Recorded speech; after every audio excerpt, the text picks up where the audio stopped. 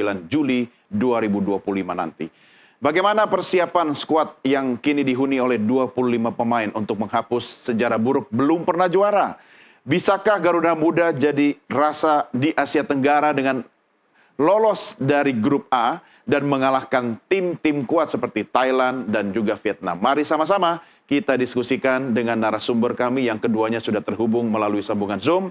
Ada manajer Garuda Muda kita Ahmed Zaki Iskandar dan juga pemain timnas Indonesia periode 1992-1996 Indrianto Nugroho atau Coach Nunung. Selamat bergabung Pak Zaki dan Coach Nunung, apa kabar? Assalamualaikum Mas Doni, Coach Nunung. Waalaikumsalam warahmatullahi.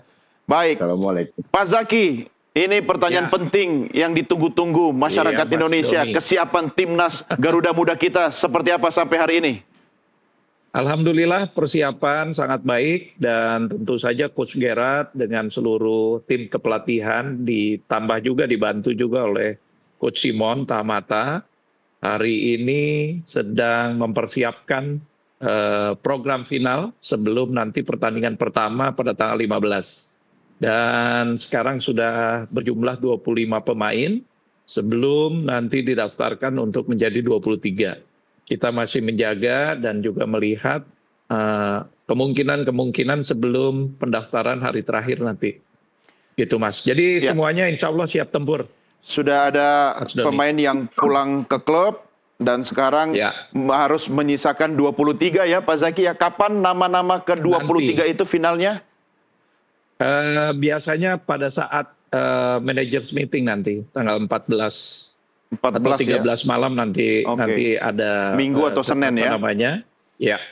Oke, Pak Zaki, ini tadi dibuka saya ada satu diksi tentang ini sejarah belum pernah menang ini. Makanya harapan kita sangat tinggi. Beban Anda pasti cukup berat ini di pundak Anda ini. Bagaimana menjawab tantangan ini? Kita bisa jadi raja Asia ini. Tantangannya memang cukup berat, apalagi sekarang ini kan kita juga tuan rumah. Jadi memang target yang diberikan oleh federasi, oleh PSSI kepada Coach Gerard dan timnas U23 ini juga menjadi tantangan yang harus kita hadapi. Nah, kalau dilihat dari komposisi dan setelah berapa minggu terakhir ini dilatih oleh Coach Gerard, insya Allah Coach Gerard punya optimisme tinggi untuk meraih target, tapi dia selalu mengatakan dia akan konsentrasi dari satu game ke satu game berikutnya. Jadi dia akan nanti fokus kepada game yang akan dihadapi terlebih dahulu, kemudian nanti berlanjut kepada game berikutnya. Jadi fokus kepada pertandingan-pertandingan, semua pertandingan sangat penting, baik melawan Brunei, Filipina, apalagi nanti Malaysia. Jadi menurut Coach Gerard, dia akan perhatikan setiap game dan juga menjadikan prioritas di setiap game itu adalah targetnya menang. Oke, saya ke Coach Nunung. Coach Nunung, apa yang bisa Anda sampaikan setelah melihat persiapan timnas Garuda Muda kita, Coach? Ya, secara persiapan tadi Pak manajer sudah bicara bahwa pemain-pemain kita sudah siap tempur, siap memberikan yang terbaik buat Indonesia, tapi juga saya berharap mereka bisa menampilkan penampilan yang terbaik. Apalagi mereka pemain-pemain yang sudah pilihan. Coach Gerard pasti sudah melihat bagaimana perkembangan di setiap pertandingan di Liga 1. Dan ini menjadi menjadi utamanya untuk bagaimana di pertandingan pertama, terutama di pertandingan pertama. Pertandingan pertama saya berharap bisa tampil bagus, tampil baik, dan memenangkan pertandingan. Jadi sehingga pertandingan selanjutnya mungkin tidak ada masalah nantinya. Yang penting pertandingan pertama. Kuncinya di pertandingan pertama begitu, Coach? Pastinya di setiap turnamen pasti, apalagi kita pernah mengalami hal itu. Jadi bagaimana pertandingan pertama itu kunci keberlanjutan di pertandingan-pertandingan selanjutnya. Dari 25 nama yang masih di kantong sekarang yang akan disisakan 23, ada nama-nama yang perlu Anda kritisi atau Anda komentarin, Coach? Mungkin nggak ada ya, yang 25 ini adalah pemain yang terbaik dan siapapun nanti yang akan diturunkan dan bisa menampilkan yang terbaik juga gitu Mas Doni. Cuma satu ada pemain abroad ya? Iya. Nah itu gimana kalau soal itu?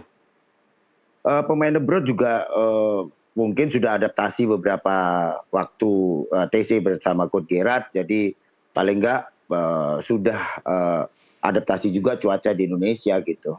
PR besarnya bagi pemain abroad ini untuk main di kita ini seperti apa? Kalau misalnya bicara soal teknik, kultur, atau hal-hal lain yang menyangkut perlu adaptasi, menurut Coach Nunung gimana? Ada adaptasinya mungkin cuaca ya. Cuaca ya? Beberapa pemain abroad kita kan juga dari Eropa, jadi pasti akan membutuhkan situasi aklimatisasi untuk cuaca harus lebih cepat. Ya saya berharap mereka bisa menampilkan yang terbaik nanti. Nah ini cuaca maksudnya Coach Nunung apa? Karena nanti laganya di Bekasi begitu? Ya pastinya, karena kan lebih panas begitu? Ya antara dua, panas atau hujan kan gitu. Iya. Semoga mendapatkan cuaca yang bagus buat pemain-pemain kita, jadi mereka juga bisa menampilkan yang terbaik itu Mas Sony. Itu PR manajer, tapi nanti akan dijawab manajer. Masih ke Coach Nunung dulu. Anda kan punya pengalaman ya bermain di berbagai lapangan dan laga termasuk di luar gitu kan. Di Eropa khususnya. Di Eropa itu kan ya, sebenarnya lebih cocok orang-orang kayak saya ya yang selimutnya tebel gitu ya. Tapi kalau itu strateginya gimana tuh Coach biar yang Eropa kemudian ke negara Asia, negara apa ini yang panjang mataharinya sama tropis, gimana? Ya itu tadi bagaimana langsung adaptasi ya tadi Pak Fir juga bilang bahwa ini pertaruhan nama baik juga dan saya berharap pemain-pemain abroad ini juga bisa cepat adaptasi dengan cuaca di Indonesia. Mungkin kalau masalah sepak bola mungkin tidak ada berbeda ya karena skill juga sama-sama gitu. Jadi tinggal bagaimana adaptasi cuaca terutama ya. Akhir-akhir ini kan kita tidak tahu nih, sekarang lagi panas, besok hujan kita tidak tahu ya. Semoga Pak Manajer bisa memberikan informasi yang terbaik lah nanti. Iya, Pak Zaki gimana nih menjawab pertanyaan soal adaptasi karena program-program yang disiapkan manajer tentu akan berdampak signifikan kepada timnas Garuda Muda kita ini, Pak Zaki.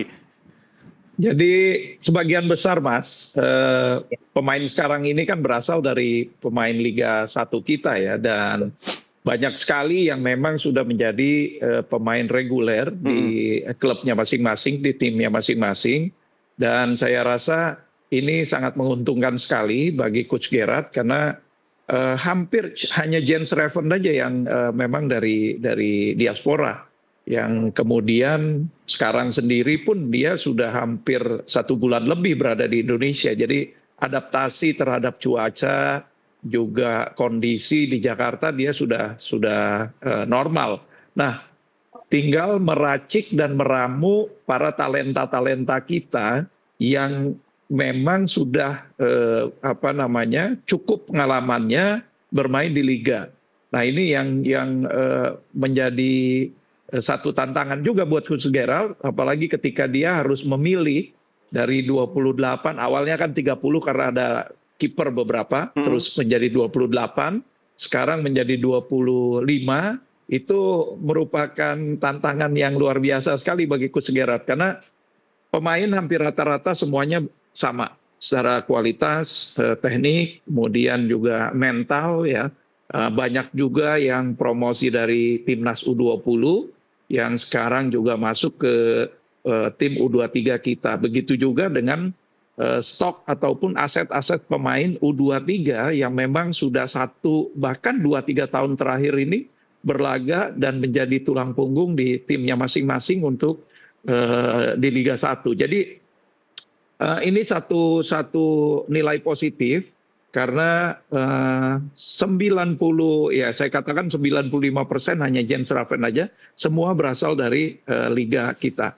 Dan ini produk asli dari dalam negeri gitu ya. Kalau kemarin banyak pertanyaan, tapi Coach Gerard sangat optimis sekali dengan pemain-pemain yang dia pilih ini. Karena sebelumnya kan long listnya ada hampir dari 70, kemudian dikerucutkan lagi menjadi 50, dikerucutkan lagi menjadi 35 sampai sekarang ke 25 pemain.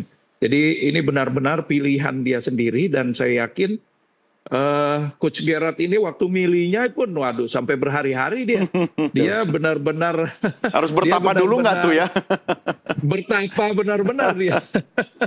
Ketika memilih 30 pemain ini juga dia benar-benar Iya, iya. memperhatikan seluruh detail-detail data-data dan analisa dari setiap individu pemain dan juga posisi yang memang dibutuhkan untuk strategi dan formasi yang Coach Gerard nanti terapkan. Nah, Kemudian iya. juga metodenya, ya sudah barang tentu setiap pelatih punya metode yang berbeda-beda. Dan Coach Gerard ini banyak sekali metode latihannya dengan bola. Dan juga tactical game-nya juga memang berbeda dengan yang sebelum-sebelumnya. Jadi saya bisa melihat anak-anak sekarang sudah mulai cukup percaya diri ya. Terlebih lagi tidak ada gap di antara mereka dan semuanya sudah saling mengenal, bahkan sudah ada yang bersama-sama dari kelompok umur sebelumnya. Nah, ini menjadi nilai positif juga. Tinggal kita lihat nanti pada pelaksanaannya di game pertama. Betul tadi kata Coach Nunung bahwa game pertama ini sangat krusial sekali. Iya. Karena begitu kita memperoleh hasil maksimal di game pertama, kemenangan yang maksimal itu bukan saja semangat, tapi mental anak-anak juga akan lebih baik lagi nantinya. Dan peak untuk stamina mereka ini juga nanti akan menjadi titik yang sangat krusial. Karena kalau kita mau mencapai final, kita harus melalui 3 pertandingan penyisihan, kemudian semifinal dan ke final. Sementara di grup lain kalau nggak salah mereka hanya 3 kan grupnya, 3 negara aja. Kita yang grup kita ini hanya yang 4 negara. Jadi pertandingannya akan cukup lebih banyak di grup kita. Dan ini menjadi tantangan tersendiri nantinya. Tapi setelah saya perhatikan selama beberapa minggu ini, insya Allah Coach Gerard bisa memaksimalkan potensi anak-anak dan mari kita dukung terus agar ini bisa pecah telur, mudah-mudahan bisa juara di negeri kita. Gitu. Pecah telur karena tadi di awal juga kata-kata atau diksi wajib juara, itu terngiang-ngiang ini Pak Zaki.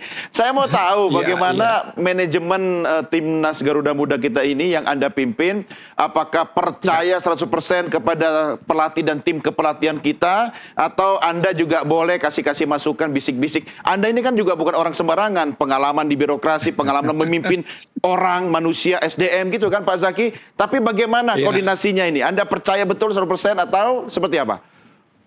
Jadi kami dari tim manajemen, karena kita kan juga kepanjangan dari federasi ya. Untuk teknis itu kita percayakan 100% kepada Coach Gerard beserta seluruh tim asisten pelatihnya, termasuk Coach Simon Tahamata.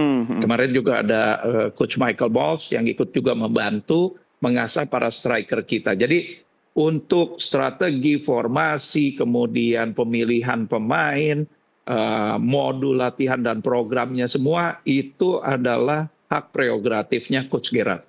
Kita memberikan dukungan terhadap kebutuhan tim selama masa training camp, kemudian juga proses administrasi pendaftaran dan lain sebagainya agar tim ini ya secara kondisi merasa nyaman semuanya dan kesiapan dari sarana prasarana, fasilitas itu yang kami manage pada saat ini untuk memberikan dukungan penuh dan support juga kenyamanan bagi para tim kita, terutama para pemain dan tim pelatih. So far alhamdulillah sampai hari ini solid sekali tim ini dan komunikasi berjalan dengan baik ya.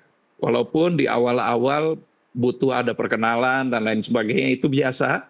Seperti tim yang baru terbentuk itu pasti ada adaptasi terlebih dahulu. Tapi sekarang ini sudah sangat solid sekali. Dan ritual-ritual seperti timnas kita sebelumnya itu selalu kita pegang, di mana ritual ini juga menjadi disiplin bagi para pemain kita, menjadi pegangan mereka bahwa teamwork dan kebersamaan adalah sesuatu yang mereka harus dahulukan gitu ya. Jadi seperti kebiasaan kita untuk makan bersama di saat yang sama tanpa ada yang terlambat, kemudian juga saling mengingatkan kepada para pemain maupun tim pelatih manajemen terhadap situasi-situasi yang berkembang. Perlu juga jadi catatan, kemarin ada beberapa kejadian ketika memang cuaca kita ini nggak bisa diprediksi nih. Iya. Jadi yang seharusnya tidak ada internal game, tapi karena sorenya ada hujan besar, akhirnya Coach Gareth mengambil keputusan, ini salah satu contoh aja, kita lakukan internal game di posisi pagi menjelang siang gitu, daripada menunggu sore yang hujannya luar biasa sekali beberapa hari terakhir ini Iya. kan. Jadi ini juga menjadi penyesuaian dan juga kondisi dengan kondisi yang ada. Jadi benar-benar kita maksimalkan semuanya. Siap. Saya kembali ke Coach Nunung. Sekarang kita bicara tentang coach dan tim coach kita, tim kepelatihan kita. Coach Nunung, apa yang bisa Anda sampaikan? Kita harus confident juga dan kita harus beri dukungan. Tapi teknik, strategi yang Anda lihat dari tim kepelatihan kita seperti apa? Tadi sudah disampaikan oleh Pak Manajer, Pak Jaki, bahwa kita harus percaya dengan kemampuan Gerard van den Berg dan staff, ada Coach Simon Tahmata, ada board, ada Zulkifli yang memberikan dari pemain belakang. Jadi kita harus tetap kasih support ke pemain-pemain, ke staff juga untuk bagaimana memberikan yang terbaik. Strategi ataupun nanti apa yang dipakai dalam pertandingan turnamen ini, ya kita serahkan ke Pak Gerard dan staff. Dan saya percaya dengan kemampuan beliau, pemain dulu juga pemain yang luar biasa, pemain yang cukup punya nama bersama dengan Patrick Kluivert juga. Jadi kita tetap akan support, kita akan memberikan yang terbaik untuk timnas U23. Dan semoga ya dalam penampilan pertama dan selanjutnya ya kita juga harus percaya dengan kemampuan yang ada sekarang ini, pemain-pemain yang sekarang ini. Ya. Tadi sudah disampaikan Pak Jaki juga bahwa di tim mereka di Liga 1 mereka juga jadi pemain-pemain intinya. Jadi mungkin saya tidak masalah dengan mental mereka, saya tidak takut dengan kemampuan mereka, dan tinggal bagaimana sekarang staf pelatih memberikan kondisi fisik, memberikan nanti dalam waktu mungkin 2 hari mereka juga harus main, jadi bagaimana recovery yang baik buat pemain-pemain kita. Ini yang perlu dicermati nanti, Mas Sony. Ya, siap. Baik, Bapak-Bapak, kita rehat dulu sejenak. Diskusi kita akan kita lanjutkan di segmen berikutnya. Kami segera kembali sesaat lagi. Pemirsa tetap bersama kami di NTV Prime Dialog.